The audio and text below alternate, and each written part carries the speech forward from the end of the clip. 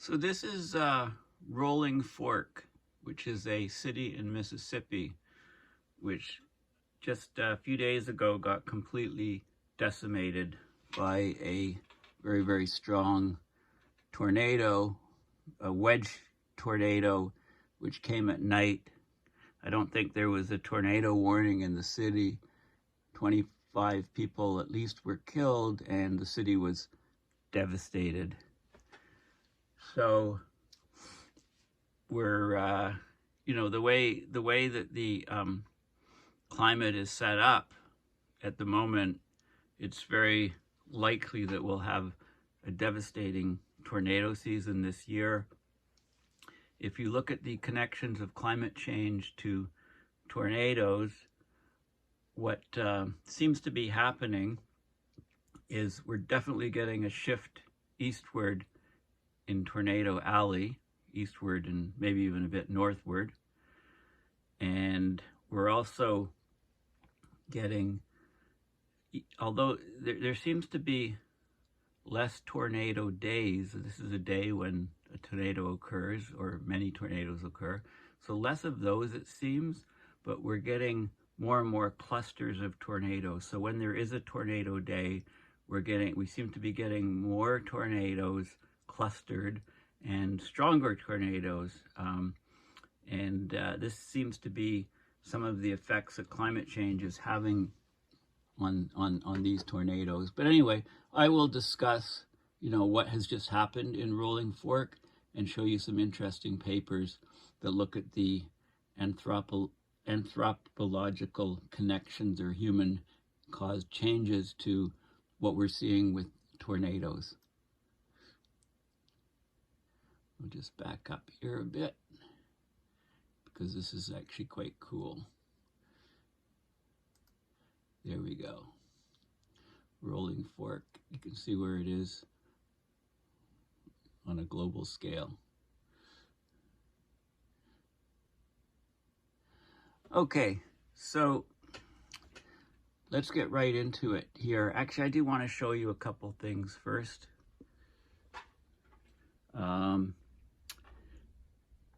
I'm trying to incorporate book reviews since I read an awful lot of books, both fiction and nonfiction. I've mentioned, reading fiction is a huge escape. So this is, you can laugh at me, but how many of you have read Ted Bell books? Ted Bell, the character Alex Hawke is strong, shrewd, savvy, with an aplomb not seen since James Bond. I think this is from 2014 or something. And, I picked these things up. We have these little libraries, free libraries, where people put out a little box on their front lawn and you can drop books off or pick books up. I've been doing the latter mostly. I'll have to start taking some books to these things. But anyway, it's sort of a fun escape. And I'm reading The Tsar by Ted Bell at the moment. Those are my fiction sort of escapism books. Now, if you remember, or may not, a number of years ago before the pandemic, I'd go storm chasing, down to Tornado Alley, drive, rent a fuel-efficient car, compact car with a friend of mine, Martin, who's a meteorologist. And we'd go down to Tornado Alley for a week or so and drive all around and try to see as many different storms and actually try to track and see tornadoes.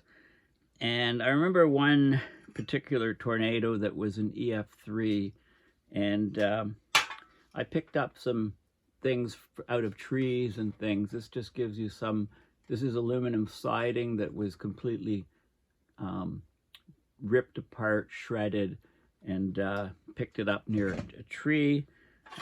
This is I believe it's a filter from somebody's eave trough system, because it's got the holes in it for filtering. And then there's another piece of aluminum siding here. I mean, this stuff was all over the place. You'd find just pieces, sort of isolated pieces in farmers' fields. And then here's a larger piece of siding, which was actually blown up against a tree.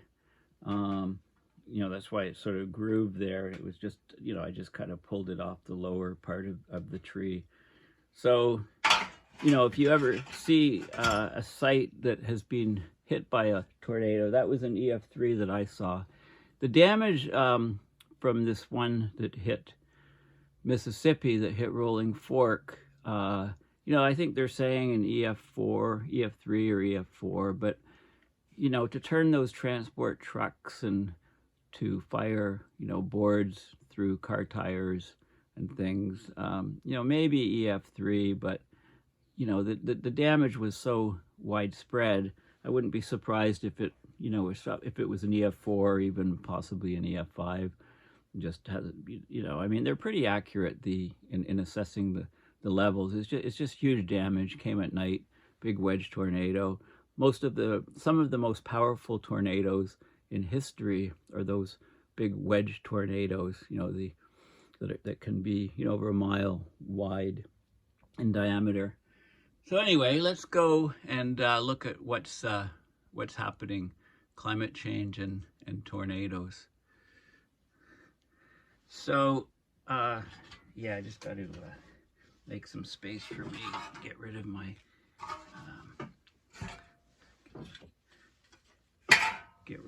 props here, make myself some room to move closer to the screen. Yeah, my wife thinks I'm crazy. I said, do you remember this stuff I collected years ago? She said, no, I've never seen it before in my life. So I was hiding it quite well in the basement, I guess. Okay, so just a reminder, on the AR6 synthesis report, I gave a video on the shorter volume, the summary. I gave a video on the longer report. When the full volume comes up on the website, it's the AR6 synthesis report, drop me a line or note, or send me a message on Twitter or Facebook. But I'll check it every so often. Hopefully it comes soon, and I'll do another video on the full report. So here's a question that was in the Independent. Does the climate crisis impact tornadoes? And I'll talk about some of the things it says, but also some peer-reviewed papers on this exact topic. Okay, so I showed you Rolling Fork from Google, and Rolling Fork, Mississippi. Okay, population of the town, 1883. That was in the 2020 census, the most recent census. It's called Rolling Fork because Deer Creek runs through it, and this Cheney, who located there in 1828, was the first European-American settler, and he called it place Rolling Fork because of the swiftness of the water at a fork in the creek there. They established a post office in 1848, and then it, it basically, it's always been small, but it grew. So actually what's interesting is already in Wikipedia, somebody's updated it very quickly. Here on March 24th, just after 8 p.m., it was struck by a large EF4 wedge tornado. Tornado emergency was issued for the town by the National Weather Service as the storm dealt catastrophic damage. Most of the buildings in the small business district were damaged or destroyed. Grain trucks were thrown into each other, power lines were knocked out, trees were uprooted. 17 people were reported dead in Rolling Fork, and nearby Midnight and Silver City from the same tornado, with many more injured. And that number is up to 25, I believe. Maybe it will still go up. So this is Mississippi here, and this is Sharkey County right here. Sharkey County expanded here, and this is where the city is of Rolling Fork. You can see the population, interestingly, rapid growth in the early, between 1920 it was 703, and then between 1930 and 40 it grew quite a bit. It peaked at about 2,590 people in 1980, and it's been sort of slowly dropping since then. Quite a drop from 2010 to 2020. So it's had its up and down history. So this is a small little town. Basically, wiped off the map. And I guess if you lose everything in the town, do you want to rebuild and live there? You might move to another town. So this population, I wouldn't be surprised if there's a large population drop from this number over the next little while. Now, the best way I get information on real-time events in a real-time fashion is through Twitter. So I looked at 3 different searches. I searched Mississippi, I searched Mississippi tornado, more specific, and I searched the MSWX, which is Mississippi weather. Okay, MSWX. So let's have a look at some of the stuff from there. So, you can see lots of images of damage, shredded buildings, shredded workplaces, shredded vehicles, shredded lives. You can get, there's massive, you can see right here, this is what I just showed you, some of the siding, the aluminum siding, which is commonly used in houses in the Midwest of the U.S. Southern states is, it's just ripped off buildings and it's just deposited in trees, etc. Let's just go down and see. So there's lots of other stuff. So Mississippi is, it's everything in the state, right? Science behind atmospheric rivers. Some people are saying that, it was an atmospheric river that came and hit California. This is an interesting map. I've seen this before, but I'm just going to retweet it, just so I should talk about California, the atmospheric rivers, and the deposits of huge snow in the Sierra Nevada, and how some areas are experiencing, there's severe threats of flooding right now in large regions. So I'll talk about that in a separate video. But this atmospheric river came across, parts of it crossed the mountains. Part of it started setting up in these mesocyclones, which then moved across the country, and they spawned off tornadoes. So everything's connected to everything else. Many people in the Mississippi Delta flatlands are facing an uncertain future. It's one of the poorest areas of the United States. I bet many of these houses aren't even insured. So, you can see, will people rebuild? Will they move elsewhere? Here's some storm tracks. Let's just go down. Lots of pictures of damage and so on. Family gathering their belongings. It's just, horrifying damage. Okay, so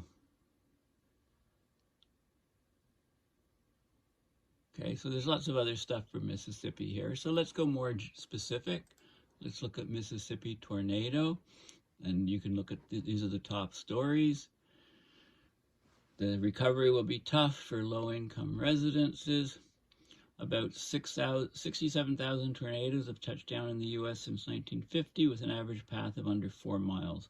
Less than 1% of tornadoes in the United States travel more than 50 miles. So here's tornado pass. So the Mississippi tornado was remarkable because it traveled a long distance. So this looks like an interesting article.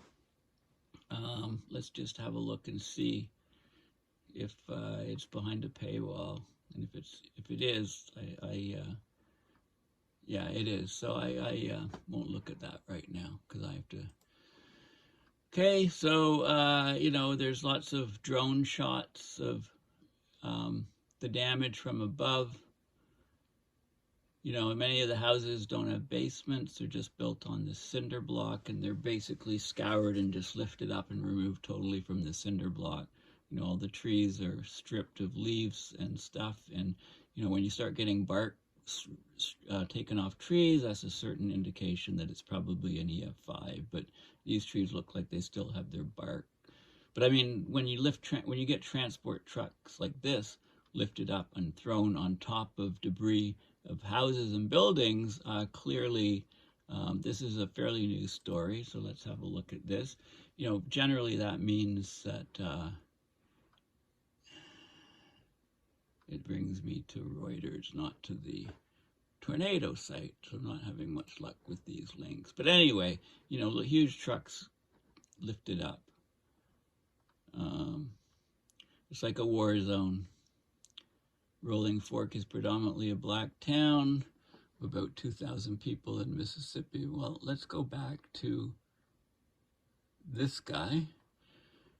So black, 73.92% black, 22.46% white, and then the rest a mix. 820 households. About a third have a female householder with no husband present. Medium age, 32. For every 100 females, 83.6 males. Good place to go if you're a single male, I guess. Median income for a household was $23,081. Median income for a family was $24,911. Per capita income, about $11,000. About 30% of families, 37% of the population were below the poverty line, including half of those under age 18 and 25% of those age 65 and older. So a lot of these people won't have cars, and they're very poor, and they've contributed almost nothing to the climate crisis, and yet they're being hit. I mean, this is really the idea of climate justice or lack of climate justice. Let's go back to I was here. So it's just like a bomb went off a war zone. I mean, horrendous damage. A meteorologist, every time TV meteorologists interrupt a sporting event for severe weather coverage, complaints ensue. But this tornado outbreak in Mississippi shows why the stations have to put safety first. And there were some newscasters that were saying, you need to take action now. Don't waste any time. One of the meteorologists gave a prayer for the people in the town that the tornado was heading for. 80% of Rolling Fork, Mississippi is no longer there. This is a representative, Benny Thompson of Mississippi, speaking about the EF4 tornado that devastated the city. It seems as if I've set off a firestorm due to there was no tornado sirens in the town of Rolling Fork, Mississippi prior to the tornado. Sirens are controversial in the weather community anyway due to public reliance, especially at night. Sirens should never be a sole. Let's have a look at this thread. Sirens should never be a sole dependence for people to be alerted to severe weather. It's a tool, however, has a place and time. However, hearing so many people emerge from the rubble of Rolling Fork to say we had no idea it was coming is bothersome. I don't have the answers. I wish I did. So this storm chaser, I believe, was one of the first on the scene. Friday night was like nothing I've ever experienced. The tornado was just different. It was scary. It was loud. It had a growl. It was a terrifying beast in the dark. These are some of the pictures of it in the dark, the wedge tornado.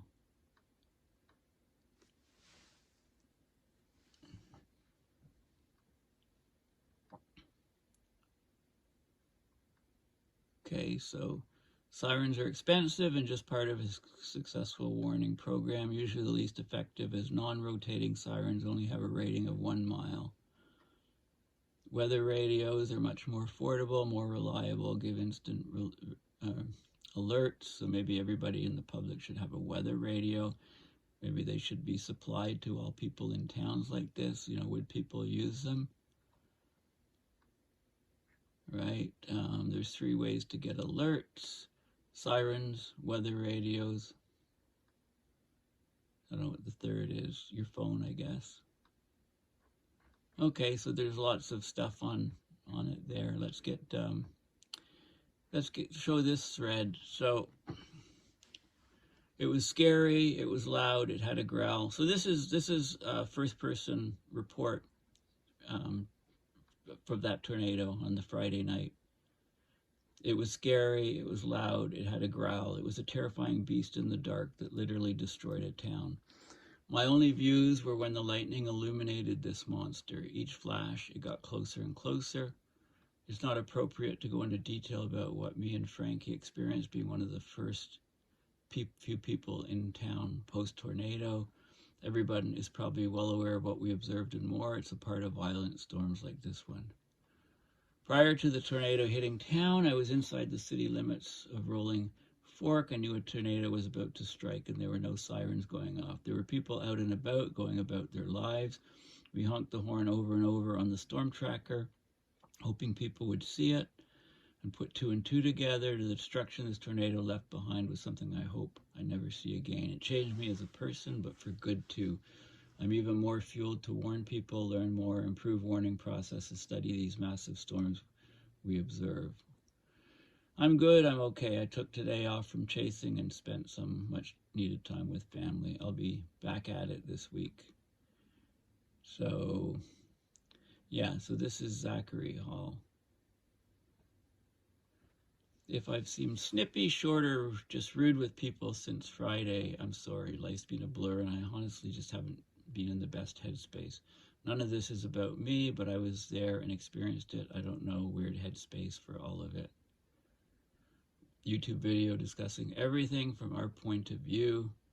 So this is probably worth watching this video, and I think it takes you right there, just outside the town, as the tornado was heading to the town and to destroy, 80% of it. So, okay, so there you find lots of, where else can you find this stuff than on Twitter? You just go to it and it's there, using the hashtags in Twitter.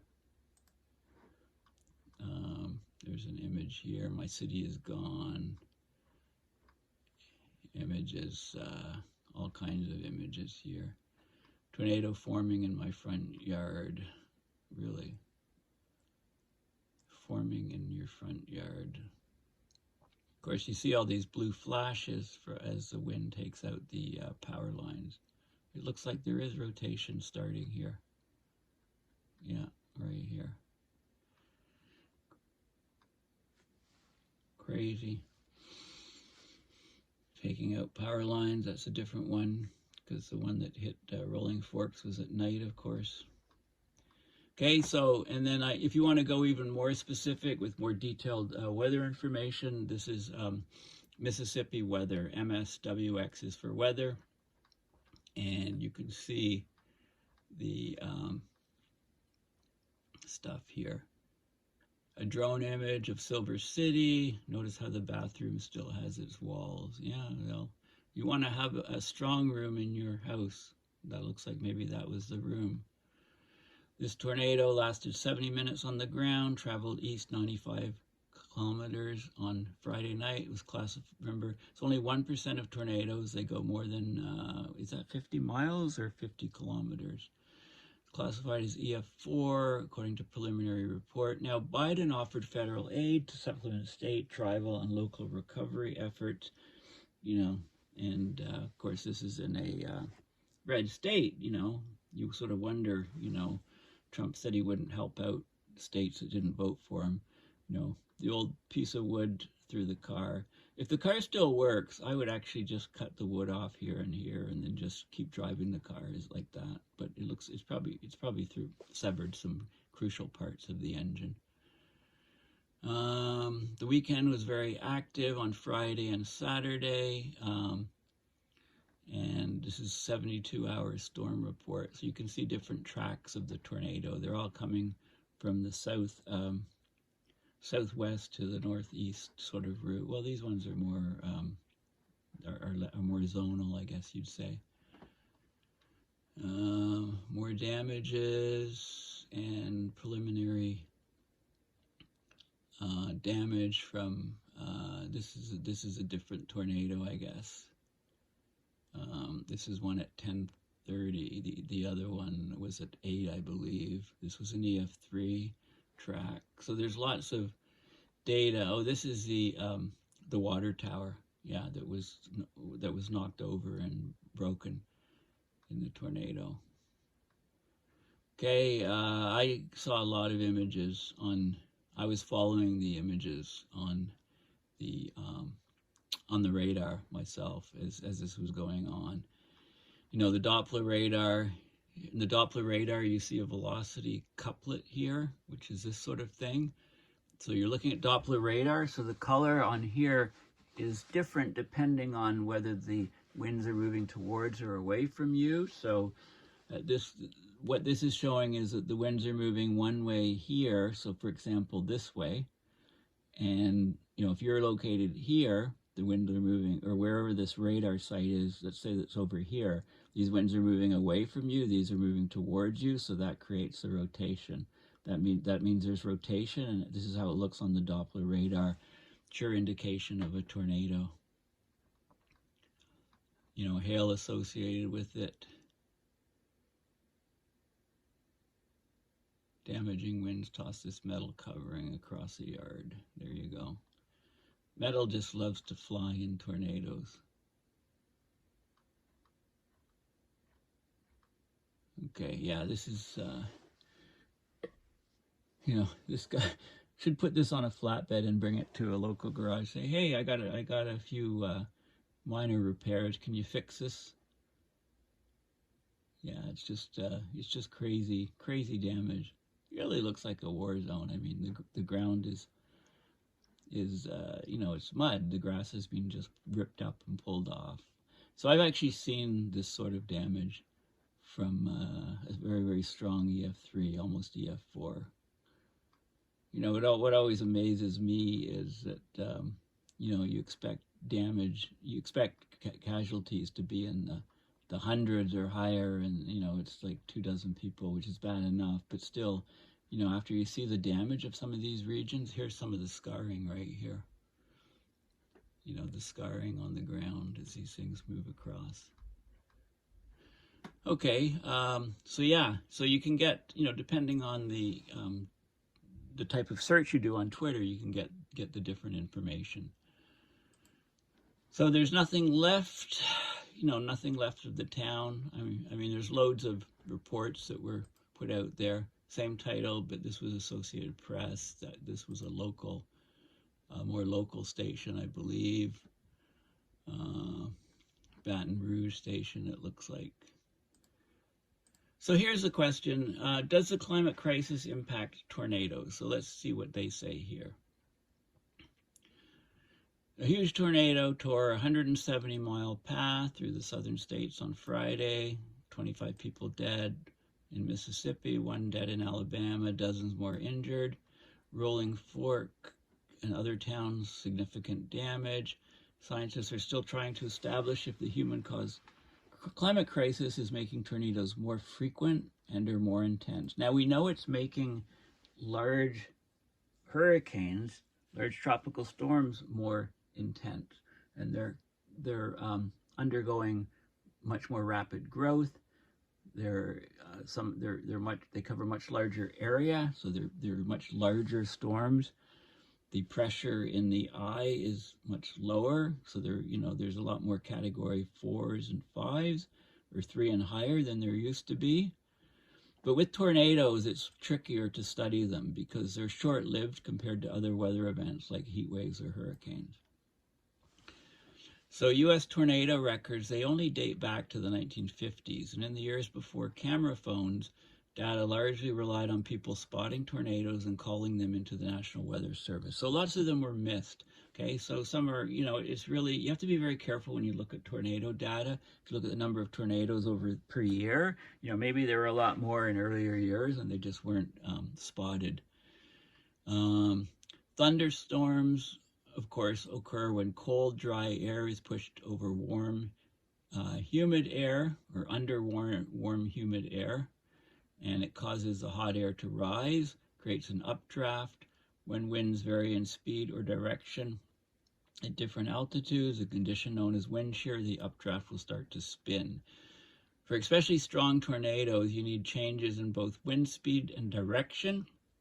In an average year, 800 tornadoes are reported in the U.S., according to the National Weather Service, but less than 10% of severe thunderstorms produced tornadoes. So the number of thunderstorms these 800 tornadoes would have come off is about, what, 8,000, I guess? 8,000 severe thunderstorms and creating 800 tornadoes. But the statistic seems to be changing with climate change. There's changes taking place in the basic ingredients of a thunderstorm as the planet heats up. Extreme storms are becoming more common due to more warmer air masses and typically cooler season. So this means that there'll be more tornadoes. A study in 2014 from the National Severe Storms Laboratory found that in the past 50 years, clusters of tornadoes have become more common. Okay, so days when there is a tornado tend to have many more tornadoes than they used to have. A study in 2018 found that over the past 4 decades, America's tornado alley appears to be shifting toward the East Coast, away from typical paths through Kansas and Oklahoma and into states such as Kentucky, Illinois, Arkansas, and Missouri. So basically a couple different things are happening. There's increased variability of tornado occurrence in the U.S., so the clustering is, so here there's a paper that looked at the occurrence of tornadoes in the U.S. between 1954 and 2013 to see how and if the numbers have changed. No clear trend in the annual number of tornadoes, and I said it's hard to get that because we didn't count them that well before. But seems to be more clusters of tornadoes since the 1970s. So a decrease in the number of days per year when tornadoes occur, but an increase in the number of days with multiple tornadoes. Why this clustering effect has occurred is not clear. Okay, now I don't have full access to that paper, but so I went to Googled Google Scholar and looked at tornado alley moving east, and I found a really good paper here, The Effects of Anthropogenic Climate Change on the Occurrence of Supercell Tornadoes in the USA. So let's have a look at that paper. And that's the best paper. I also changed the search to just more recent papers and found a paper, this is fatalities related to sudden meteorological events across Central Europe in the last decade, and it talks about the tornadoes being on the uptick, more people being affected, more damage from tornadoes in Europe. So that was interesting. This is a study that was just published online a few days ago, which I can't access for less than $50. It's Taylor Francis online. Those articles are very expensive. But the abstract says, tornadoes have the potential to cause catastrophic destruction, mass casualties. What influence a change in climate has on tornado behavior remains a largely unanswered question. Much of the current knowledge of tornado climatology is linked to historical tornado reports that date back to the 1950s and are maintained by the National Weather Service and the Storm Prediction Center. So what they do is they digitize and they geocoded, so with location, significant and killer tornado reports over the period from 1880 to 1989 to improve and expand the data readily available. So they took 12,191 tornado reports, and they did this. They created a spatial data set that includes the characteristics of the tornado, both a straight line track and an initial point. So you could do statistical analysis on it and see how it's changing over time. So this is a big improvement. I think we'll see papers coming out soon when these data sets are analyzed. And this is one such paper that was also that was published just about in summer last year, Spatiotemporal Shifts in Tornadic Activity of 1958 to 2017 in the central U.S.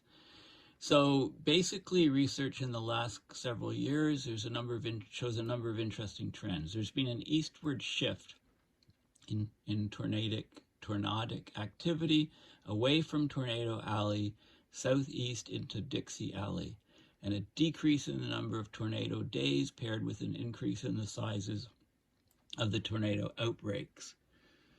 Okay, so this study was reaffirming some of those findings. It aggregated tornado records from 1958 to 2017, found the centroid of tornado distributions during each of those time periods and compared them.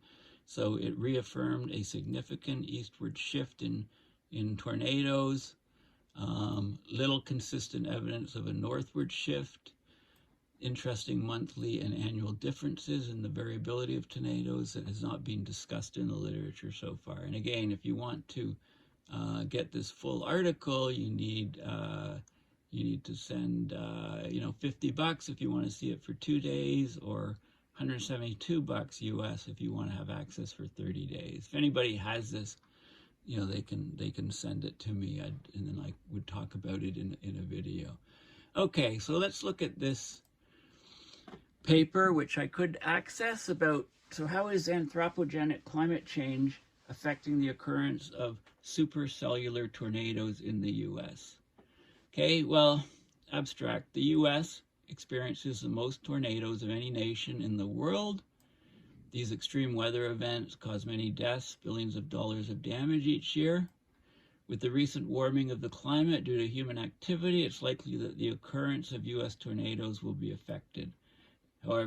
However, exactly how the spatial and temporal distribution of tornadoes in the U.S. will be affected by climate change is still an area of active research.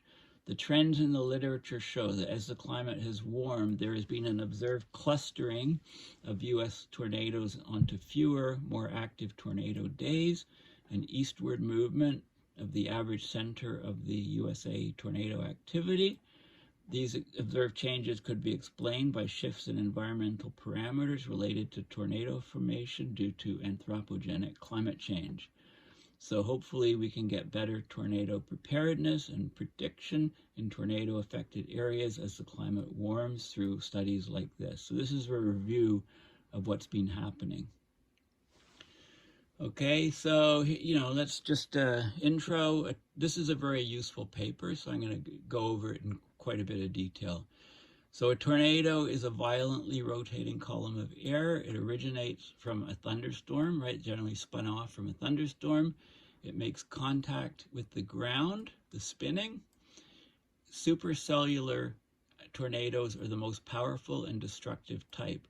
They originate from a special type of thunderstorm known as a supercell. And a supercell is characterized by a strong rotating column of air in the middle of the storm called a mesocyclone. The U.S. is vulnerable to extremely strong and destructive tornadoes because of its geographical location, which is ideal for the formation of powerfully rotating supercells. One of the things is how flat it is. The flat central plains of the USA allow for warm, moist air from the Gulf of Mexico to be overlain by cooler, drier continental air from higher elevations to the west. So this causes the temperatures to decrease rapidly with height. The strong vertical temperature gradient from warm temperatures at lower next to the ground, cooler temperatures up above, very rapid drop of temperature. This results in high convective available potential energy. So hot air rises, and if the temperature difference is great, the hot air can rise extremely fast. So we measure this potential by something called CAPE, or convective available potential energy. Convection being the movement of air from one place to another place. It's a measure of how likely air is to rise and form a thunderstorm. Higher CAPE values generally result in stronger storms. This is very important for the prediction of these things. Additionally, at the mid-latitudes where the U.S. is located, there's a large change in wind speed with altitude. So this is wind shear. Wind shear is very high. This is essential for generating the rotating mesocyclone that characterizes the supercells, and then the tornadoes come out of these mesocyclones. So the combination of very high convective available potential energy and high wind shear in the Great Plains of the central U.S. makes the area well suited to generating powerful tornadoes. They also occur in the southeastern U.S. outside of the Great Plains, where they tend to form from high wind shear, low Cape supercells. Those remain poorly understood in the literature. So the U.S. gets the most tornadoes of any nation in the world. Tornadoes result in an average of 110 deaths and billions of dollars of damage each year in the U.S. Anthropogenic climate change has been found to be affecting key factors in tornado and supercell formation, such as wind shear and Cape. Due to the destructive nature of tornadoes, it's imperative that we understand if and how tornado formation in the U.S. will be affected by climate change in order to mitigate the risk posed to lives and infrastructure. Well, we know these extreme weather events are increasing in severity, duration, and amplitude. That's severity. Frequency, severity, duration, and they're happening in areas where they didn't happen before. So this is a literature review. It looks at all the papers out there and reviews it, and it's fairly recent. The idea is to see how climate change, anthropogenic climate change, may be affecting the formation patterns of tornadoes within the USA.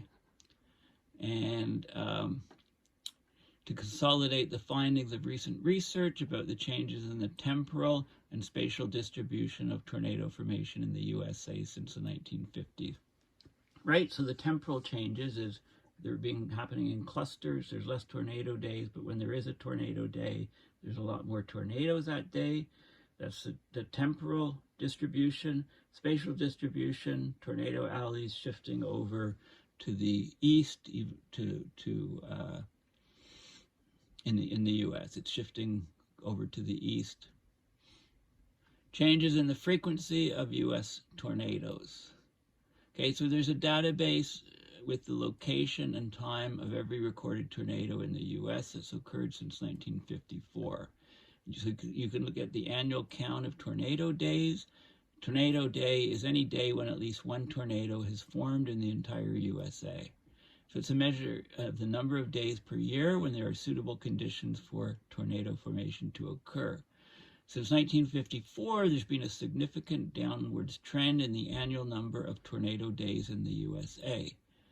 The average number of tornado days has decreased by 33%, from 150 in the 1950s to 100 in the 2010s. So if you look across the whole U.S., there are 150 days in the 1950s on average that had tornadoes, and now there's 100. So that's tornado days. It's a drop of 50 out of 150. It's a drop of 33%. So this trend implies that the number of days in the U.S. with conditions suitable for tornadogenesis, that's tornado formation, has decreased over the past half century, possibly in response to anthropogenic global warming. This link supported by the fact that the decreasing trend in tornado days began in the early 1980s, which corresponds with a period of increasing average temperatures in the U.S. from 1984 onward. Okay, so the number of tornado days has been decreasing from roughly about here, while the average temperature, you can see a temperature going from 52.5 Fahrenheit to about 53.5, a gain of 1 based on this slope, but there's lots of variability. Okay, so that's the first thing. Also, the average number of tornadoes per tornado day has increased has noticeably increased since 1974.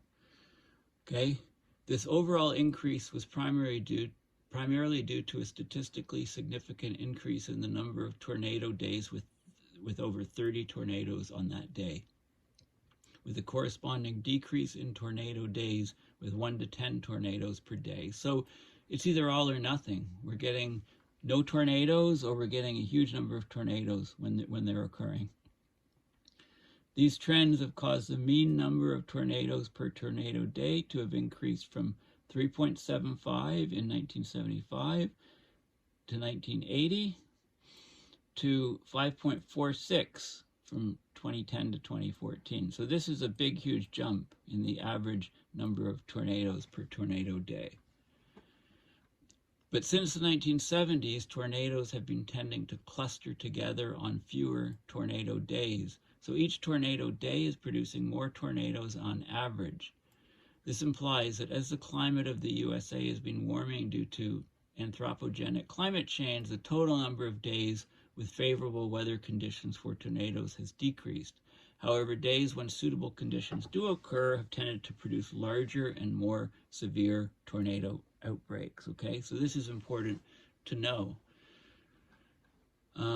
Traditionally, so the change in the spatial, that's the change in the temporal distribution up above. The change in the spatial distribution is that the center of tornado formation has been centered on the Great Plains in the central U.S. in an area known as Tornado Alley, which contains parts of South Dakota, Nebraska, Oklahoma, Kansas, and Texas. So the modern tornado record has been split into a cold period, 1954 to 83, and a warm period, 84 to 2013, based on the average temperature trends in the U.S. Okay, so going back to here, call this the cold period, call this the warm period. Split them up, divide the U.S. into grid boxes, and look at the tornado count in each grid.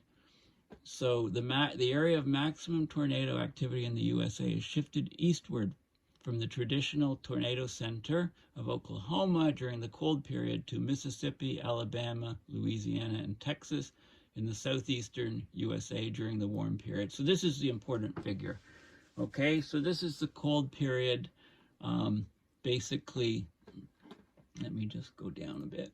Okay, so this is the cold period here.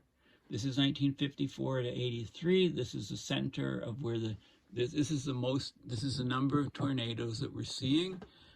So most of them up in this area. This was the so-called Tornado Alley. From 1984 to 2013, this is the counts now. You can see how things have shifted from here to over here. So the centroid is not so tight, spread out more, but it's definitely shifted. It's shifted over to it's shifted east quite a bit and a little bit south. And if you take this image and you subtract that image to give you a better visual view of the change, you see it here. So far fewer tornadoes here and far more here because of the shift of the center. Okay, so there's been a huge spatial difference in where these tornadoes are occurring now in the U.S. And this is due to climate change. Some other people have found similar results by calculating the maximum significant tornado parameter, calculating how much it's changed. This is a predictor of how likely a tornado is to form in an area based on various environmental conditions such as wind shear, which I've talked about, CAPE, and storm relative helicity, SRH. So SRH, or storm relative helicity, is the strength of a supercell's mesocyclone, the strength of the rotation. There's a decrease in the significant tornado parameter. You know the oil, STP oil? I used to call it stinky turtle poo when I was a kid. But anyway, it's a significant tornado parameter here, not stinky turtle poo. It was found in Tornado Alley, decrease of STP, increase of STP over in Mississippi, Louisiana, Alabama, Texas, and all these other states. So the area where tornado favorable conditions occur in the USA is shifted to the east. There's a new Tornado Alley. The old Tornado Alley is no longer where most of the tornadoes are generated, where the counts are greatest. So anthropogenic climate change is probably a factor in this shift. So this eastward movement may be due to a significant number of days with 50-plus tornadoes in the USA since 1974, which are more likely to occur to the east of Tornado Alley.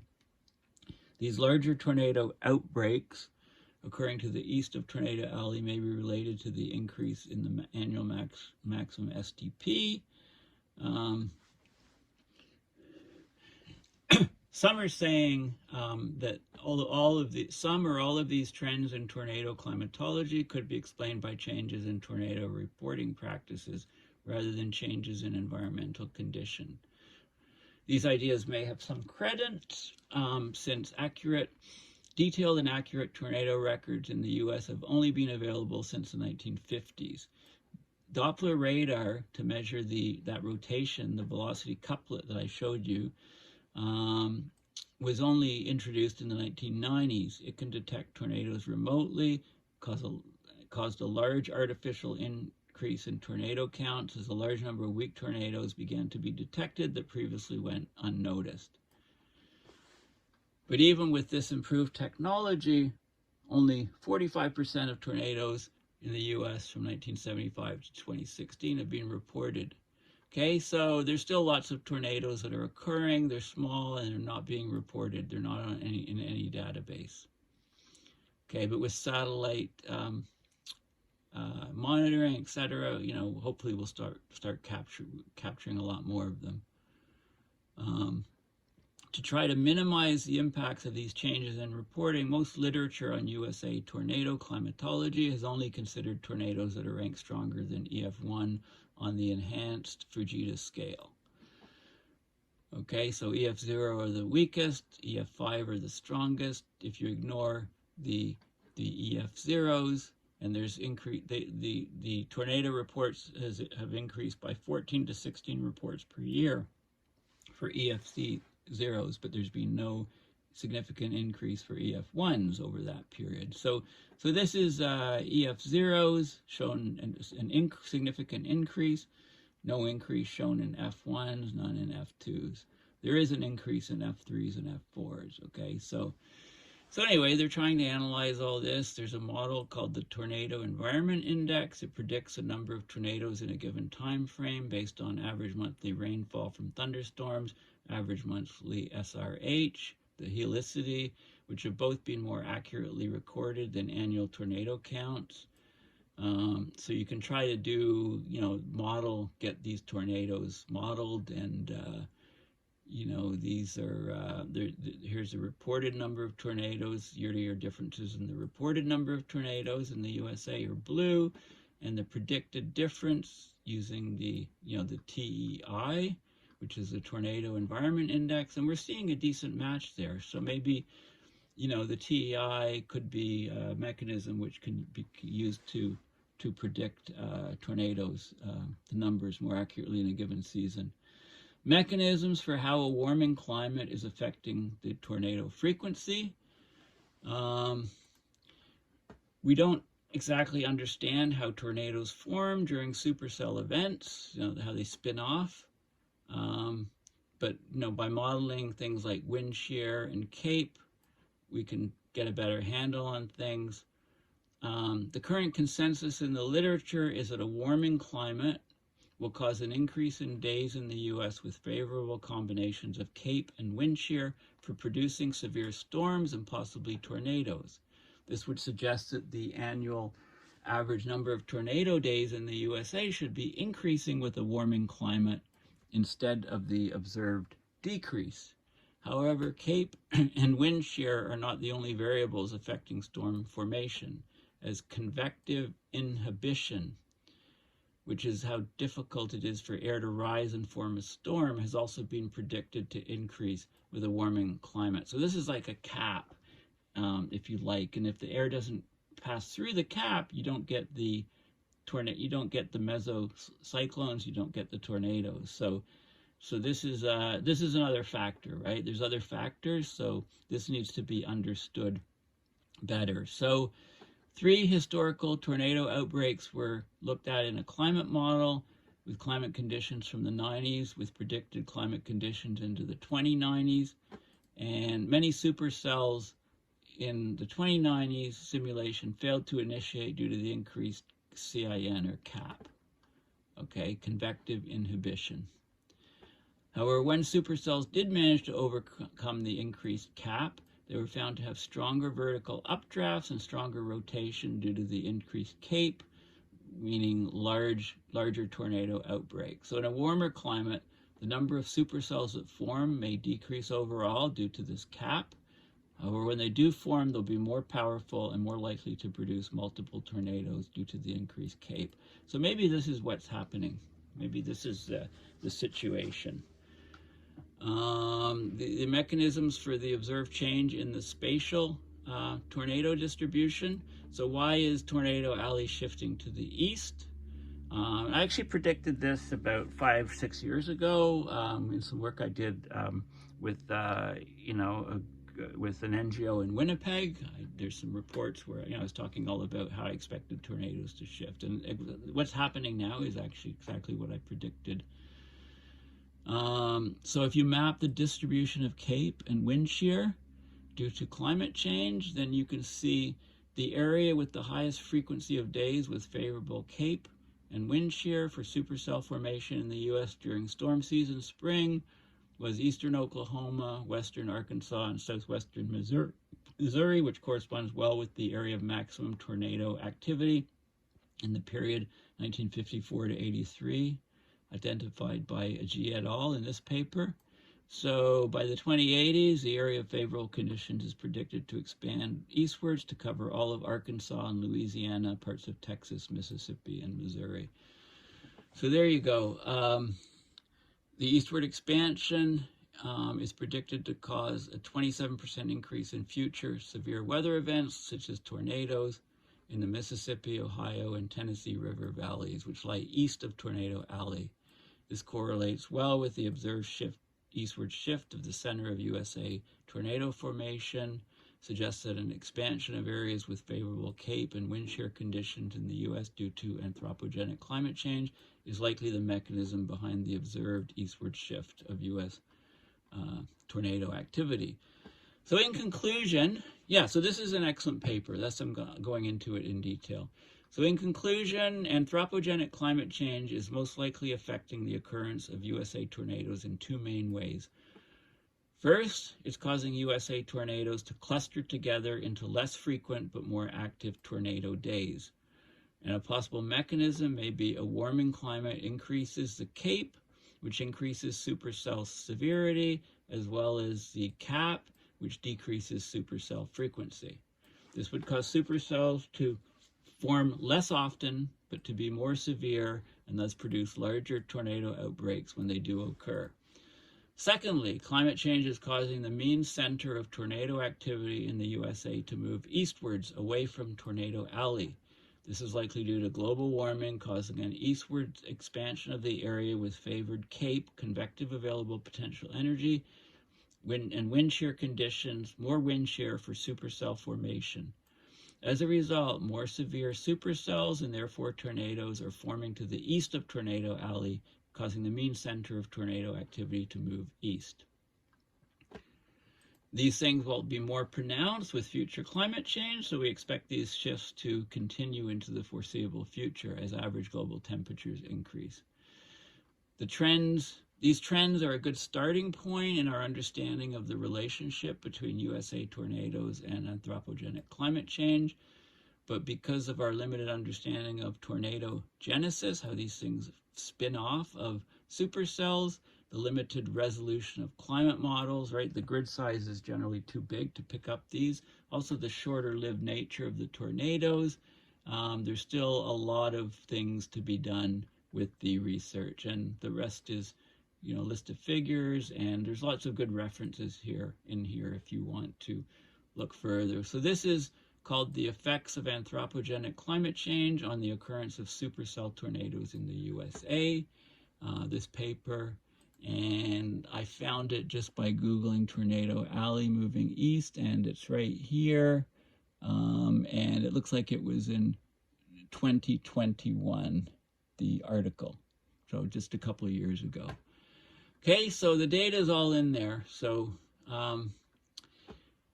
yeah, horrendous damages in this tornado, but hope this may be the start of a very, very bad tornado season down in the USA.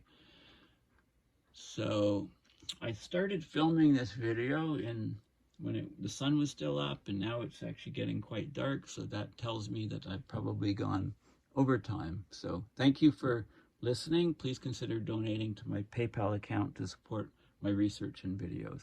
Okay, bye for now.